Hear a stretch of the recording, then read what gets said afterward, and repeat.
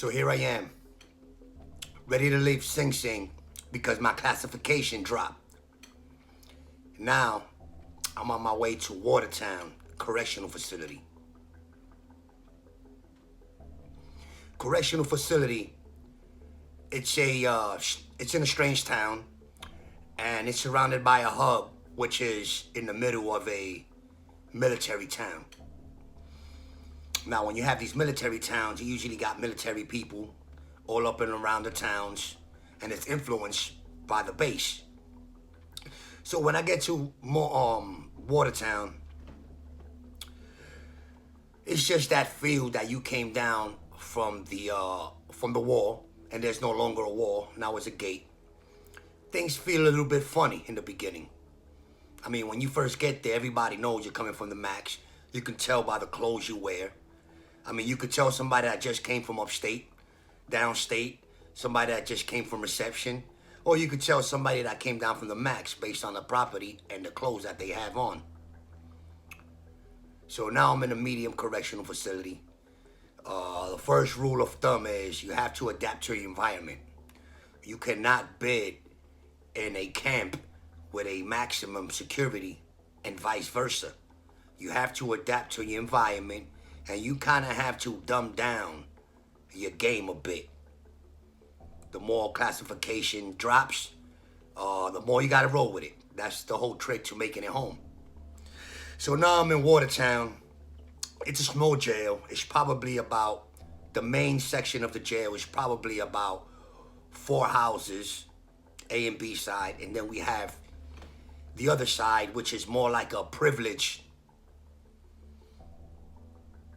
place for inmates to be whenever they do their time quietly in Watertown, and they get to work their way to a lesser hostile environment. The other side is like trailers. It's like 2 levels, 2-story trailers. So anyway, so I get there. Everything is good. I'm getting into the flow. Nothing much is really happening. The first day is cool. Everything is, it's a big difference from all the chaos and war and all the chaotic thinking that you had to do up until this point. Up until this point, I maybe have 3 years in, maybe 4. So yeah. So I'm in Watertown now. Right away, I noticed that the structure was a little bit lacking. And what I mean by that is, when things are in times of peace, people tend to lack a little bit, and it catches people off guard whenever something does happen. So it's best to not lack regardless of the situation, but nevertheless, adapt to your environment.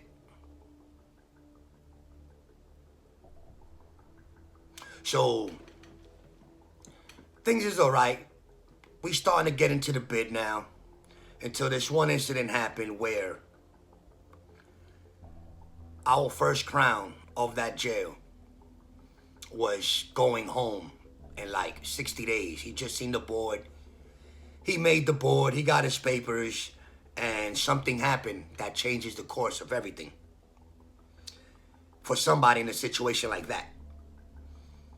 That person got confrontational with somebody with an open date, being the first crown, and end up getting smacked. Now, the person that smacked them wasn't gang related or anything like that. It was just the bro had got confrontational. He thought it couldn't happen. He thought he could come out here flexing his chest with an open date, and that doesn't happen. Because everybody knows you got an open date, and they're going to test you.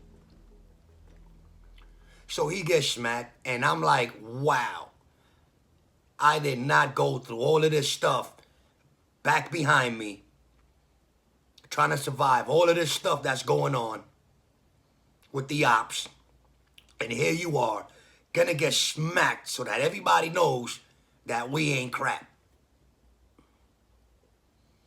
So that wasn't sitting well with me at least. So I made a big stink about it, and I had that first crown removed. Not only was he removed,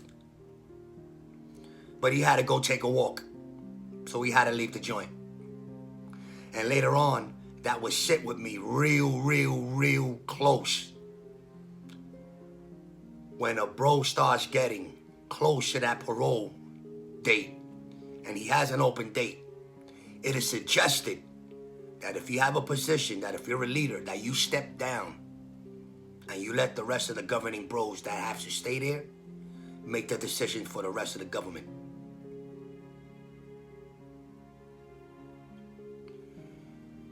The explanatory is obvious, all right? You don't want to be in a situation to make decisions for people when you're making decisions for yourself, especially with an open date.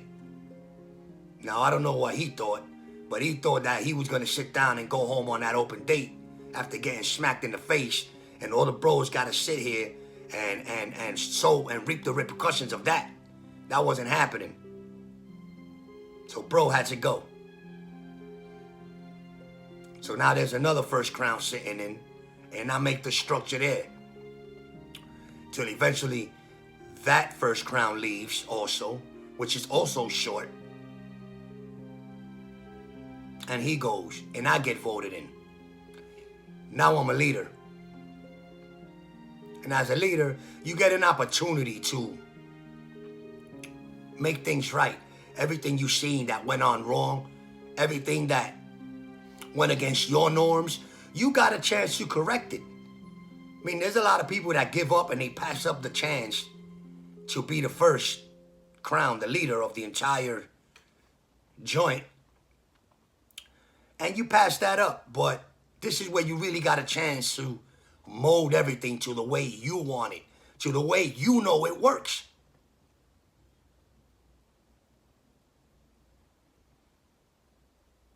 So right away, I start catching these lacking bros. Like, we got to go out now. Now I'm the head, and now, you know what? Now we going to the yard. We playing the yard. This is where you get to test everybody, see where they at. See the excuses they come up with. Oh, excuses. Oh, one of my worst excuses is somebody will come out and be like, yeah, I can't go to the yard because I'm HIV. Well, if you're HIV, what are you doing gangbanging? If you're HIV, what the hell are you doing? Now you don't want to go to the yard because you're HIV and it's cold out. Well, you know what? This is the strength. This is the show of strength with the soldiers now. Now we're going outside. Now I'm putting you through this cold. Now we do everything in groups. Now we're fasting. We do every activity that we can possibly do together because things were in times of peace. And you do not want any of your bros lacking because when shit happens and things hit the fan, people don't know how to react. So you have to stay on point. So there was this one time this bro ran that I got HIV, AIDS stuff on me because he didn't want to come out. Yeah, King Choco from the Bronx, ex-King Choco from the Bronx Boulevard. Real dark skin. He had a problem with coming out because he had HIV. So you know what? He had to give up his crown. Made him give up his crown. Later on, that same individual that agreed to give up his crown because he had HIV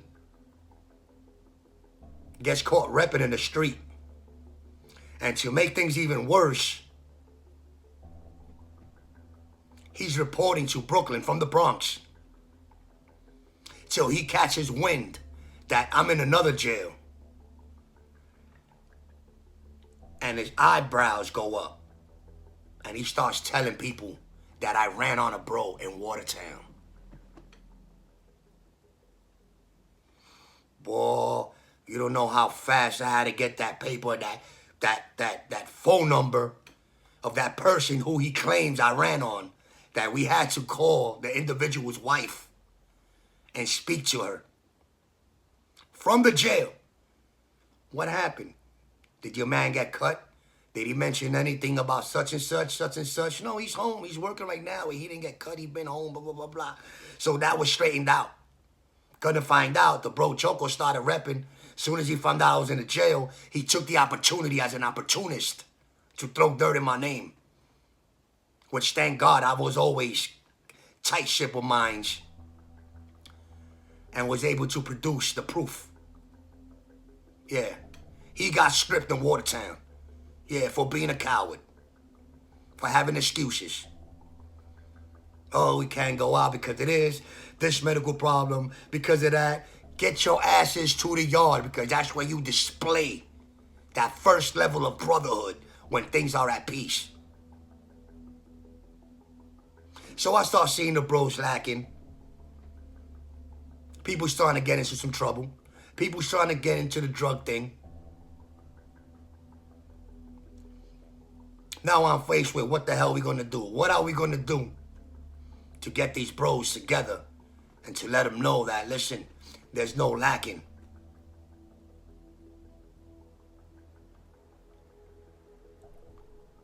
So I come across these articles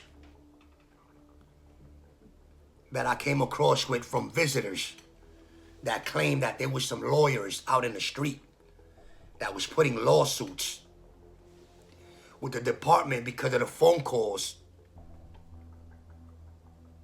were so expensive that they was leaving families broke and couldn't come up to see or leave any money to any of their loved ones. So I decided we take up this protest of these lawyers that was fighting out in the street, which I never know what happened with that. But it has something to do with dumbing down the prices of them collect calls. Because those collect calls was raping our people. Going deep in those pockets. Those calls are no joke. Nobody wanted to take those calls coming from the jail.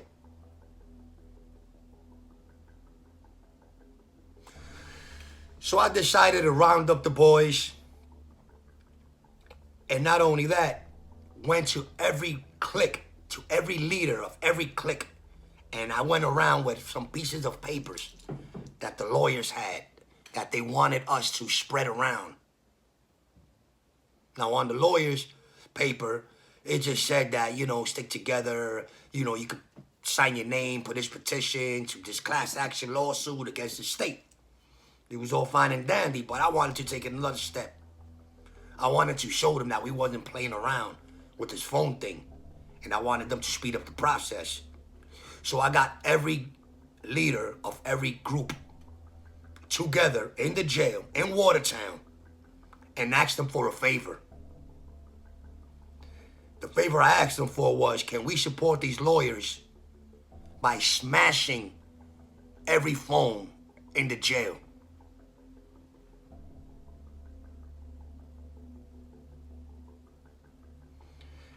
Got together with the majority of the cliques and let them know, and everybody was like, at first was like, damn, this is deep, this is heavy.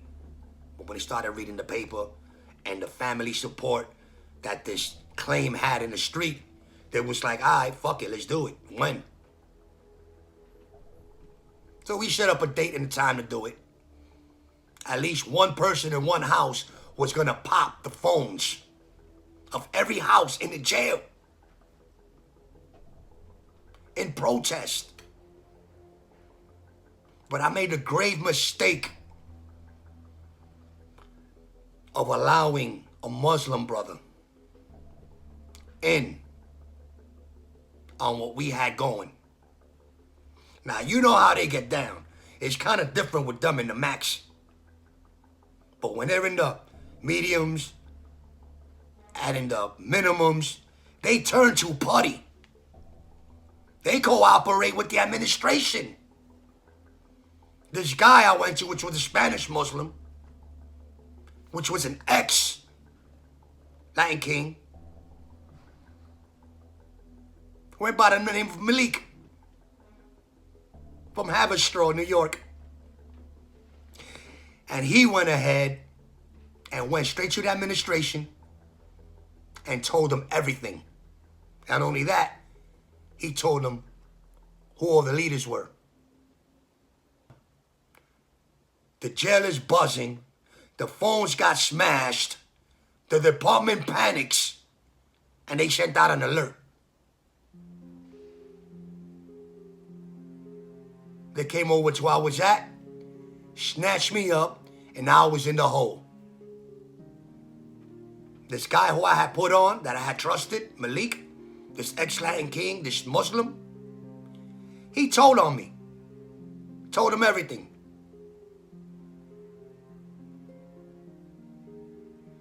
One thing about the Muslim brothers, they're so organized and structured and so strong in the max, but when you come down to the mediums and them camps, you start seeing people's true colors.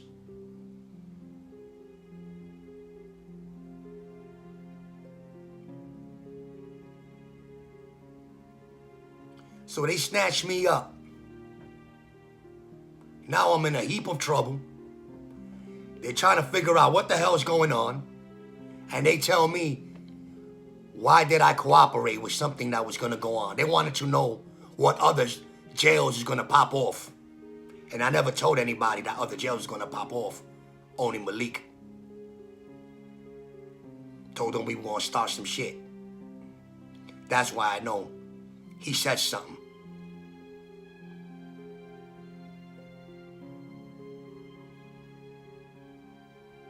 I got into a couple of things, little knick-knack problems there. Like I got caught in the visit, trying to get up on my lady, and I lost visitation rights. Because, you know, once you try to have sex or do any kind of sex play on the visit and you get caught, you lose your visitor's privileges. So I was already in hot water. When this happened, it was a wrap. They snatched me out of there so fast.